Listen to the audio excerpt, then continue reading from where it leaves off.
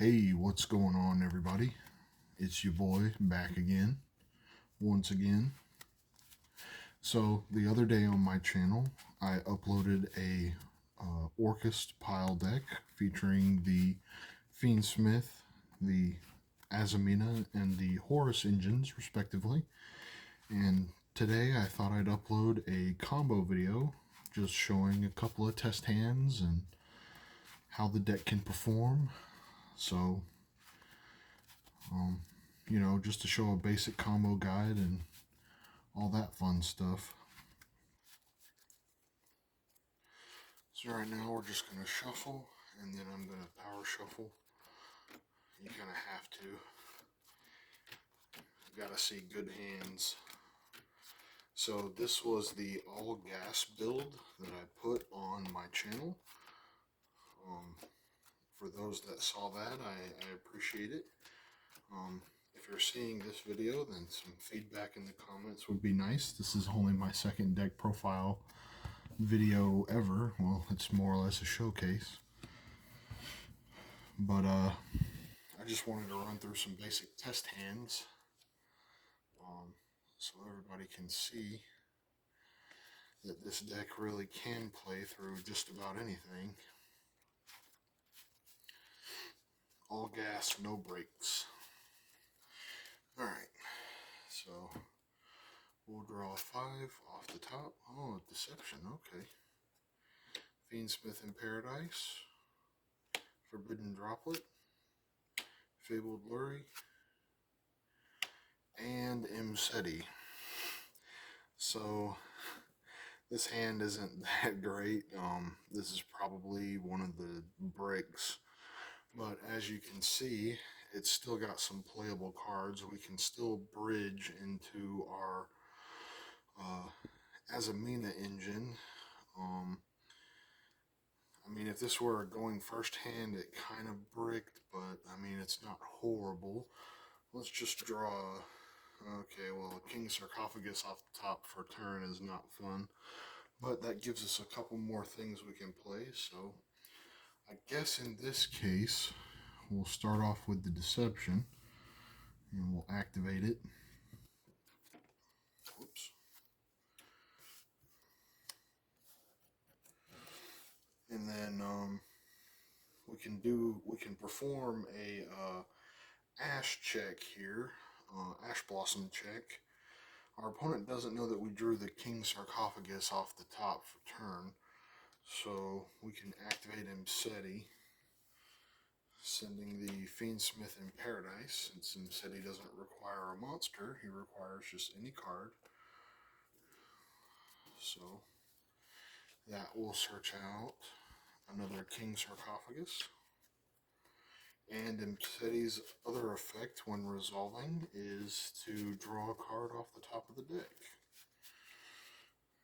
So we'll give it a cut, and then we'll draw off the top. Orchestrated Return isn't bad, but we don't have any Orcust cards currently in hand, so for right now, it seems that we can activate the King Sarcophagus.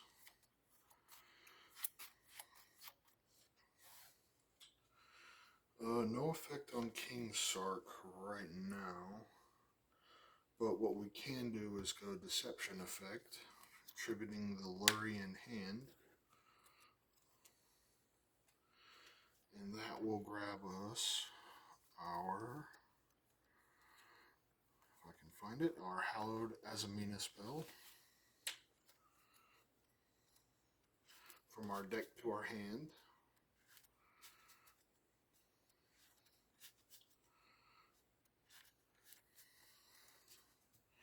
In which case we will then activate the Hallowed Azamina, attributing the Deception for cost, after we reveal our Mu Rusialago, and we'll special summon it.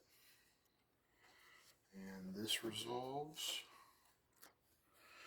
and then Mu Rusialago will trigger to grab us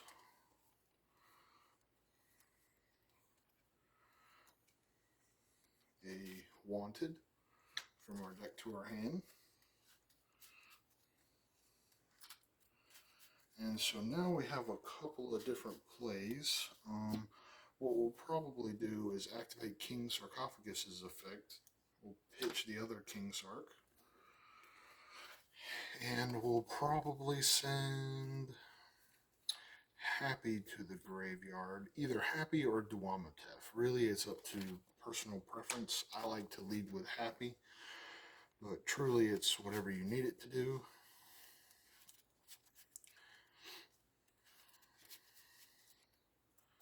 So we're kind of setting up the board here. What we'll do is we'll special the Happy because we control King Sark. This is not an activated effect to special summon it. This just has to be on the field. It's an inherent summon condition. So now we can actually bridge into a Fiendsmith combo since we have two monsters with different names. And that'll bridge us into our Moon of the Closed Heaven, which just requires 2 effect monsters. I mean, it's pretty standard. So, my camera's kind of blocking the extra deck space, so we'll just summon this right here for now. And so now, what we do is, in our graveyard, we bounce back the Hallowed Azamina by sending back the Murusilago. And so now, these two are technically live. So what we'll do first is we'll go Hallowed Azamina, chain the Wanted, because we want to get out an Omni. At this point, we've used up 3 summons, and this is just in case our opponent has Nibiru. So we don't want to do anything going forward until we have at least the Omni on field to stop Nibiru if there is a Nibiru. So change resolving backwards, we'll grab a Diabell Star.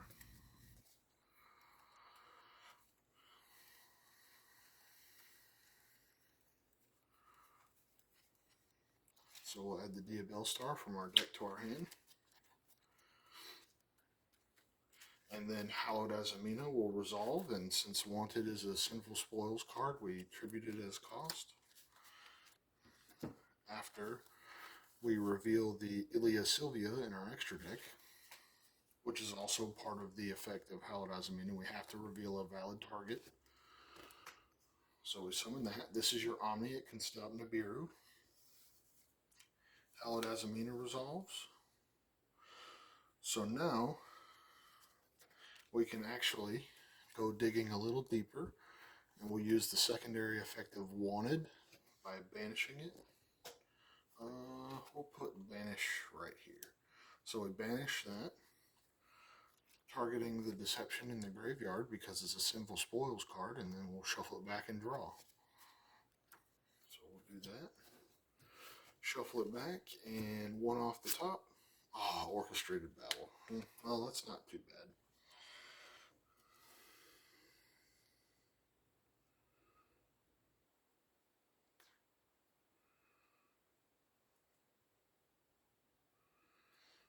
Alrighty. So really and truly, this is where we just go Moon of the Closed Heaven into our standard Fiendsmith combo. So Requiem, and then Requiem will activate.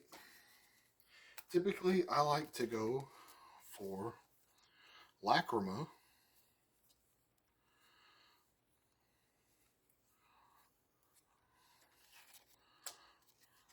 the main deck Lacrima, since the extra deck one is banned. I'll normally summon the main deck Lacrima, and then dump the Fiendsmith Engraver from the deck to the graveyard. And since we already have the trap engraved, we don't have to worry about it too much. So we'll special our Lacrima, and then a Lacrima's effect will activate. And we'll send a Fiendsmith Engraver from the deck to the graveyard. And this also allows us to fulfill our summoning requirement for Desiree, since we can also make him this turn. So, now what we can do is we still have the Mseti in the graveyard, but he can help us with disrupting our opponent a little bit, so we'll save him for the combo. For now, though, we'll activate the Engraver effect in graveyard, and we'll shuffle back the Fabled Lurry in this case. Actually, on second thought, we'll shuffle back the Moon, just in case we need her.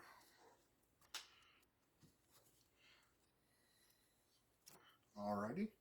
And then we take these two, and you can go a couple of different ways from here, depending on the situation. You can go into sequence if you need to, or you can make Chaos Angel, because this is a 6 and a 4. And actually, if you wanted to, if you didn't use this effect, and you're pretty safe about Nibiru not dropping on you, you can make a full-powered Chaos Angel right here, since both of these are a light and a dark.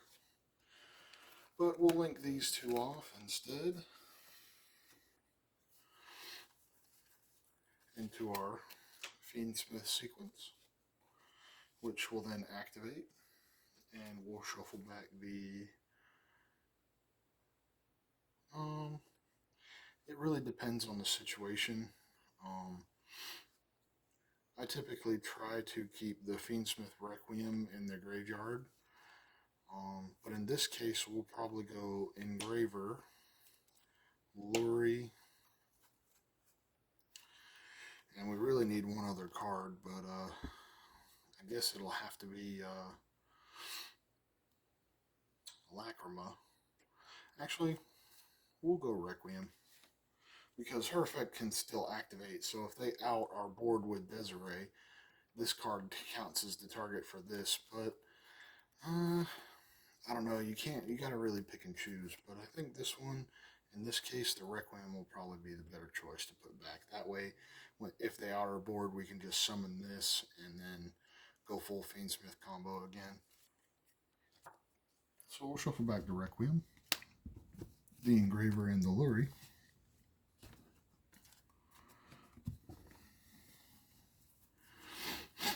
And this will make our Desiree. And what's so cool is that this can equip itself to a Fiendsmith non-link monster, and that's how you get your Omni Negate materials for cards on the field off the Desiree. This is an activated effect too, so anyway, we'll activate sequence. We'll equip them to our Desiree. And we don't have a lot to go on here, so what we really can do is we'll go Diabellstar, and we'll send the Orchestrated Babble from our hand to summon her. And then what we'll do is we'll activate her effect.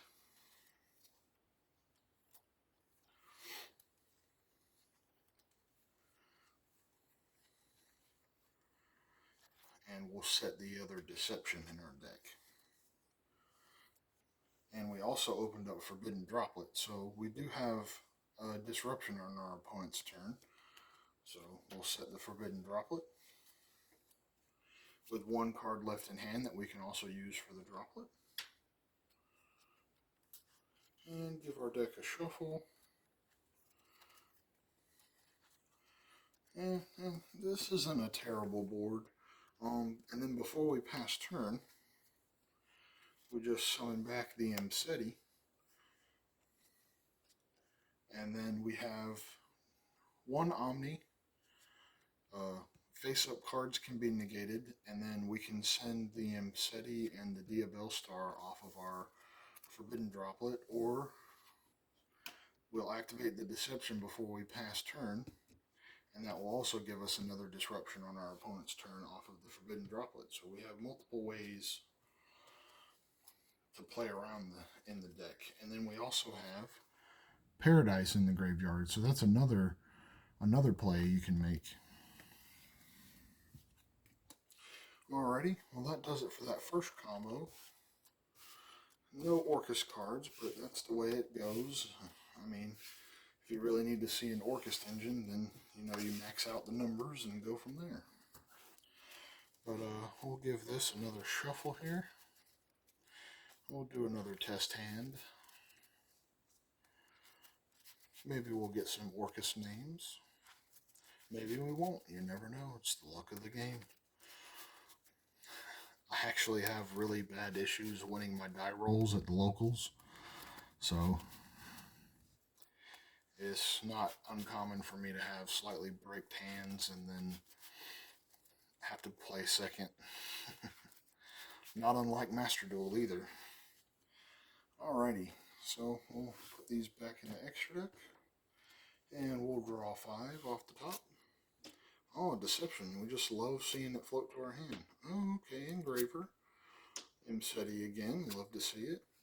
Diabell Star, and oh, Harpur. Wow. Okay, so we really want to bait out our opponent's plays here. So what we'll do is we'll activate the Engraver.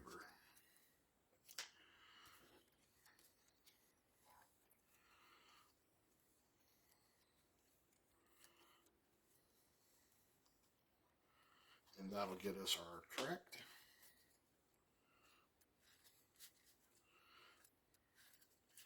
Alrighty, so most of the time your opponent is not going to ash this card or this card.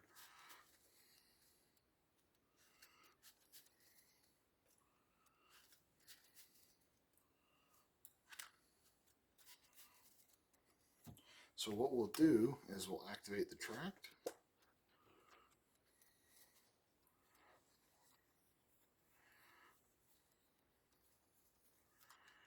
As we normally do.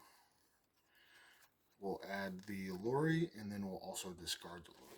So we'll add it and then immediately discard it.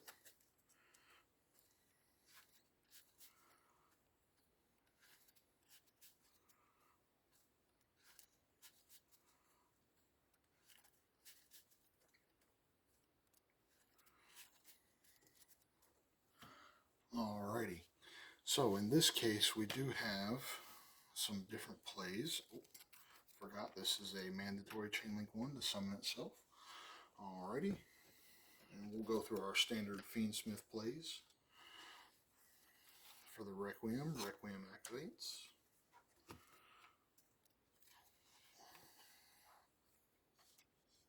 Now, if your opponent does have Ash, this is the card they are more than likely going to Ash. Because they know that if they don't ash that, then you'll either get another copy of Engraver, or you'll do what we're about to do, and you'll summon the Lacrima, which gives you the option to dump another Engraver or the trap,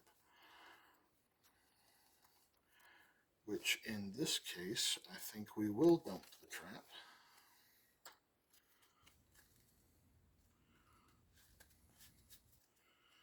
Alrighty, well now you're wondering, oh, how do we get to our Fiendsmith board? Because I've still got 4 cards in hand, an Orcust card being one of them, and Diabell Star in hand.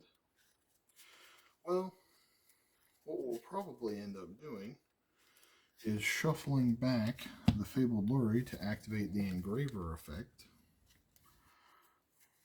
Or, excuse me, we'll activate the Engraver effect to shuffle back the Fabled Luri.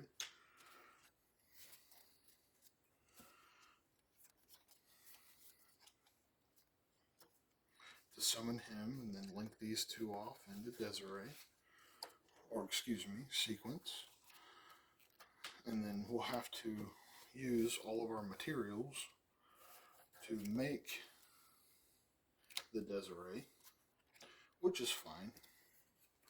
We'll still end up with a 2 link 2 equipped to Desiree.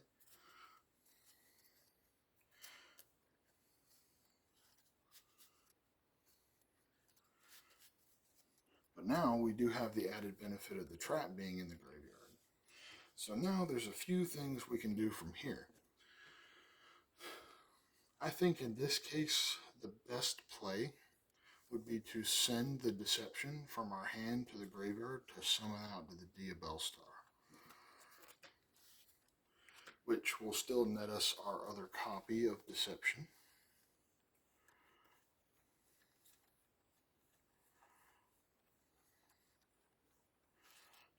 set deception.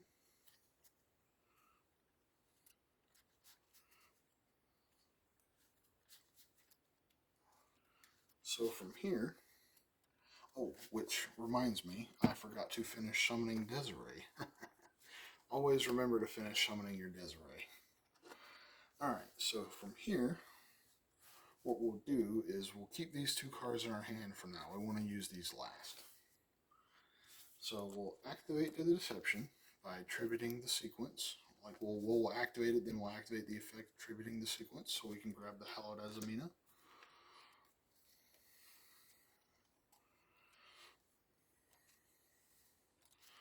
Add the Hallowed Azamina, which will then activate, revealing the Mu Rusialago,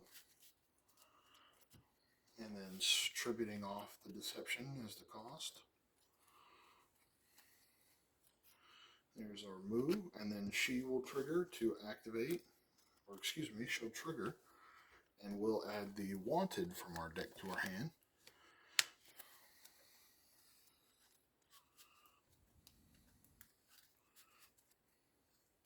So as you can see, this combo isn't Nibiru proof. I could have led off with a different combo, but even here, we still have a way to get to our Orcust plays, which is what we want to do anyway.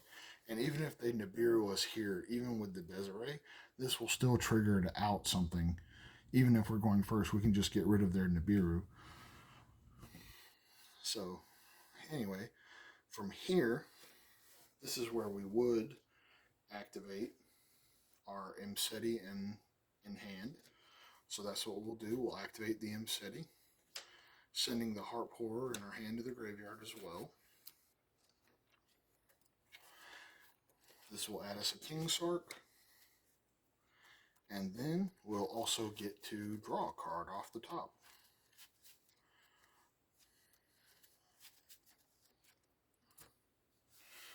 So those two are in hand, and then draw a card off the top. Engraver, that's not terrible. That's not horrible. So we can't do anything with him here in our hand this turn unless we want to do something with King Sarcophagus, but we're not going to do that. So from here, what we can do now is we can start going into our Orcust plays. So we can activate Heart Pourer, and everything from here on out will be a dark anyway. So what we'll do is we'll banish the Heart Pourer to activate his effect. Now this is where the combo can get kind of weird, or it can change depending on, you know, what your opponent has done before now.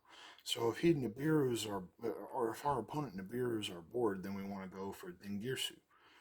If we don't go for Dingirsu, or something happens to where we can't summon him, then we can go for the Nightmare and still continue to play. So in this case, I think we'll get a little greedy and we'll summon the Dingirsu. Excuse me, the Girsu. Summon the Girsu.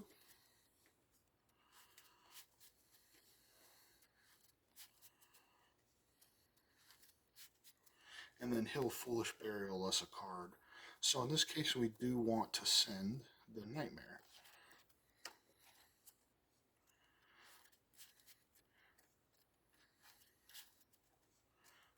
Shuffle. Alrighty, so we can't make the token with Girsu, but that's okay. We've got all the materials we need on the board. So we no longer need Mu Rusialago, and we don't particularly need the Abel Star either. So you can use either one of these as material for your Link Summon of your Galatea. I'm going to go with Mu Rusialago in this case. I don't know why, but having this on board, you can if your opponent outs this card, then you can activate it by sending a card from your hand to the graveyard to special summon it, starting up your Azamina engine again, or your Deception engine, whatever you really need. So I normally leave this one on field just in case. So we'll Link Summon using Girsu and Mu Rusialago.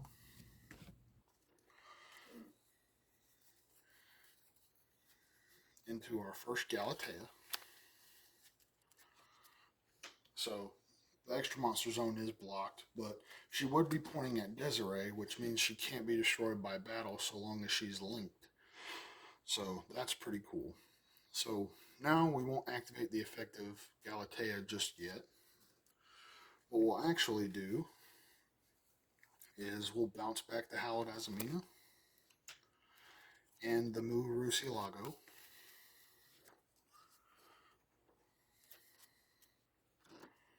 So now we have 4 cards in hand, which we haven't activated our King Sark to bring back our Mseti yet. So even if they out our board now, we still have plays. We can still build a full Orcust board even if they out our board right now as it is. So what we'll do now is we'll activate the Hallowed Azamina, chaining Wanted, and that'll grab us another copy of the Bellstar. So this also has follow-up that you're adding off of the Wanted, so this is good. If we draw into another Orcust card or whatever we need, we can just send her off of, or we can send the Orcust card off of her and summon and get an extra body. And then the Hallowed Azamina will resolve, which we're revealing the Ilia Sylvia again to have our onboard disruption if we need it. And it really depends on if you're going first or second. So if you're going second, she can help stop plays. Going first, you lead with her to stop, let's say, something your opponent activates in hand. Or maybe they have a Kashtira on board. Well, you can negate it and then bounce it back and then summon the Mu Rusilago to go for an OTK line, since that line, or since Mu Rusilago drops your opponent's attack by 500. So that's really strong too. So there's lots of potential going first and second for this deck. Anyway, you resolve the Hallowed Azamina by using the Wanted, creating your Ilia Sylvia, and then this is in the graveyard. So now, before we activate the Wanted effect for the draw, what we really need to do is get our break out of the deck, and that's the World Wand. But first, don't forget to activate your sequence like I did so your Desiree is live to insulate your board. Alrighty, so from here, all we need to do now is activate the Orcust Nightmare effect, banishing it from the graveyard, and we have to specifically target a monster. So targeting a monster and sending it to the graveyard, I believe, is part of the cost, not necessarily the effect. So I can't really explain it. Maybe somebody else can, but essentially, you can Foolish Burial a card for free almost. It's still ashable. Don't get me wrong, it's ashable, but most people, from my experience, they end up letting this resolve. They would stop like Gearsu from Foolish Barreling or whatever the case is, or the Harp Horror. They don't really ash this card or whatever. So now we get the break from the deck, the World Wand. So we'll send this to the graveyard. Alrighty, so now we activate the Wanted effect in graveyard to draw a card. So we'll banish the Wanted, targeting one of our Deceptions, shuffling it back, and drawing a card off the top. Another King Sark, not a terrible draw. I mean, it's follow-up if you need it. If they out the other one that we're going to place, then, this is still really strong as a draw. Plus, you get your draw for turn. And you have so much ammo in your hand, too. So, like, this is still the 4 cards in the hand. 2 King Sarks, an Engraver, and a Dia Bellstar. So, it really is something. So now, what we end up doing is we can continue to extend, go into our Orcust plays. So in this case, since we're going first, I would really like to recycle both of these with the Gears or the Dingirsu. So the World One will get us to Nightmare, but the Dingirsu will get us to Harp Horror for later.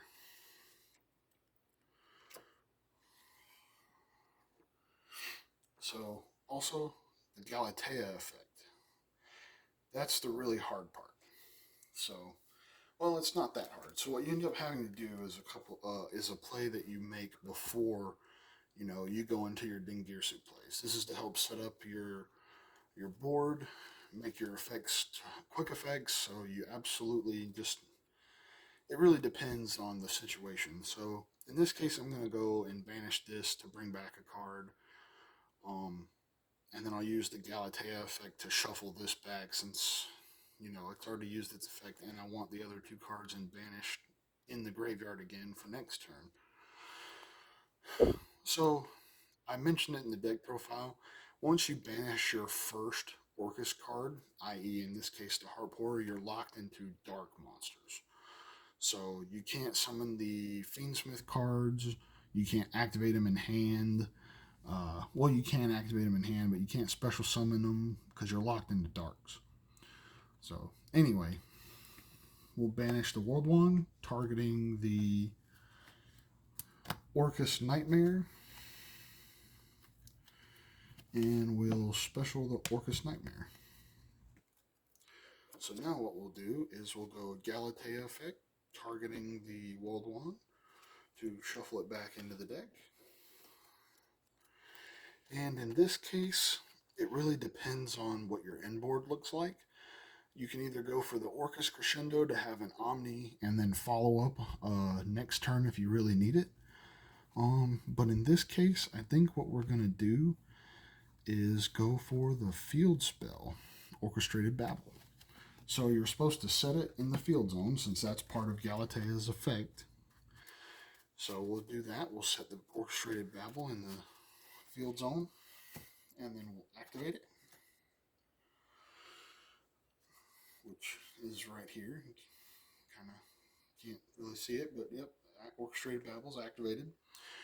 And then the next thing we'll do is we'll go Galatea as our one material to summon out Dingirsu. So his summon condition is 2 level 8s, which does work with the Horus engine, which is why I chose them over something like Kashtira. So we'll summon him over top of Galatea. His effect will trigger to either non-targeting send a card to the graveyard or attach a banished machine, which in this case will grab the Heart Pourer. So now you have 2 materials, so if you want to leave Dingirsu on the board, you can. This gives you 2 protections if your opponent tries to blow up something or destroy something by battle. So there's that, but we're going to go for a different play. So we'll use the Nightmare or the Orcust Nightmare and their Dingirsu. We'll link them off into everyone's favorite IP Masquerena. So this gives you another disruption because on your opponent's turn you can summon SP Little Knight and banish a card and then disrupt them even more. Plus, your grave is set up. You've got a Nightmare engrave, Heart Pourer engrave. You've got the Hallowed Azamina engrave to bounce back a card. Deception's in the graveyard, but that's not too bad. And you have Fiendsmith in Paradise. So, not a horrible play. This could have also been another engraver to give us an extra body, and then that changes the dynamic of the board as well. But for now, we have good follow-up. We have 2 Omnis. Well, 1 Omni or 1 card with 2 on-field face-up negates, 1 activated effect negate, and then we can link summon on our opponent's turn into SP Little Knight. Plus, before our turn ends, we activate the King Sarcophagus, bringing back Imseti. So if they do anything to our board, we can non-targeting send a card to the graveyard. So this is kind of what an inboard could look like depending on your hand and how good it is. You've got follow-up in the grave. You've got a form of disruption with IP, Fiendsmith Desiree and Ilya Sylvia. You've got another disruption in Imseti and protection for Imseti for King Sark. And you have follow up if they do something to Diabellstar. So, plus, you have 3 cards in hand, which also have follow up. So, on our opponent's turn, so this is in the extra monster zone. So, let's say we use up our negate and our negate by attributing itself as cost. So, the Ilya Sylvia attributes itself as cost to negate something. Well, that gives us 2 extra free zones to do our summons. So what we'll instead do before we activate the Masquerena is we will activate the Orcust Nightmare. Well, let's just say we target the Imseti. Let's give him an attack boost.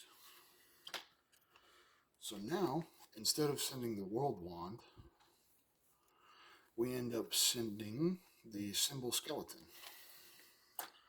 So Imseti won't get a super huge boost off of that. It'll only boost it up by 300 attack, but that's okay. So now, we actually do have one more form of disruption. So, let's continue on. Let's say we have to use our Desiree to negate something else. 2 face-up cards on the field, no big deal. You can either link summon using these 2, and then you have another disruption, a targeted send off of the Desiree, plus SP summon. But, let's just say that they can't out Desiree for whatever reason. So your opponent does something you don't like. Okay, cool. Let's say they get a problematic monster on the board. Well, you just activate Symbol Skeleton thanks to the field spell. You play on your opponent's turn. So the Symbol Skeleton effect in the graveyard is you banish it. You can target any Orcust monster in the graveyard. Doesn't matter if it's a Link. Doesn't matter if it's the Xyz. Doesn't matter if it's a main deck monster. So long as it has Orcust in the name, you can target it to special summon it. So, this sets you up for a few plays. Your main deck cards, you don't really want them on the field unless you have Forbidden Droplet, in which case, cool, you have an extra material for that. Well, we don't want to summon that back. So you have 2 plays, really and truly, you can go into. If you summon back Galatea, well, she can activate her Shuffle Back effect to set you another card if you need it, or just shuffle back so you can keep up your grind game. But let's say your opponent has a problematic monster that you kind of can't beat over or get rid of. So instead of Galatea, off of our Symbol Skeleton effect, we'll summon the Dingirsu. This card is very strong. So, because it's special summon, it doesn't matter whose turn it is. It can be special summon on your turn or your opponent's turn. It'll activate to either non-targeting send or attach a banished machine to it as material. So, back to that problematic monster, Dingirsu can out it on your opponent's turn. Fantastic. Great success. So, this also sets up your IP Masquerena. We don't really want this guy on the field after he's used up his effect, whether it be to add or to send. So this is where we activate the Masquerena effect at the same time. So we'll set up a chain. We'll summon this. It activates its effect on the opponent's turn. Then we'll chain the IP Masquerena to it. So let's say they try and target it with a card effect to get rid of it or negate it or whatever. You can just go Masquerena effect using the Dingirsu as extra material. Dodging targeting because of IP, just in case you needed to dodge targeting. And then you summon out your full-powered SP, Little Knight.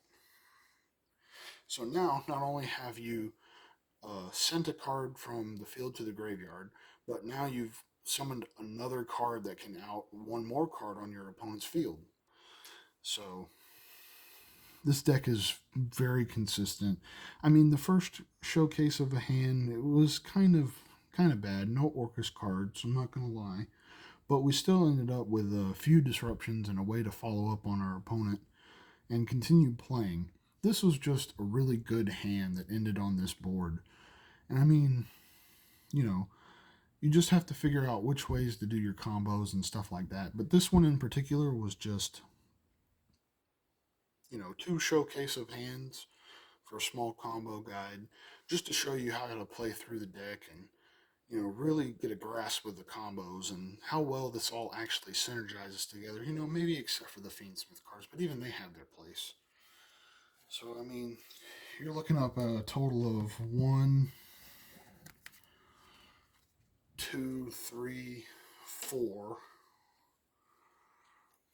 5 disruptions. 5 disruptions. 6 if you count the targeting send effect. Plus 3 cards in hand to follow up, and graveyard set up too. Like it's crazy how incredible this deck actually is. So I just wanted to thank you guys for tuning into the content. I'm starting to make these videos, and I just have really just wanted to be spontaneous with it. I just had a hankering to do it. But yeah, guys, this has been just not necessarily a short combo video because I do ramble on, but I've really enjoyed showcasing these profile and the test hands for it. There'll definitely be more to come, so stay tuned. But for now, you guys just have a good one. Keep playing the game and, you know, maybe give this deck a try. It's really good, especially when the new support comes out.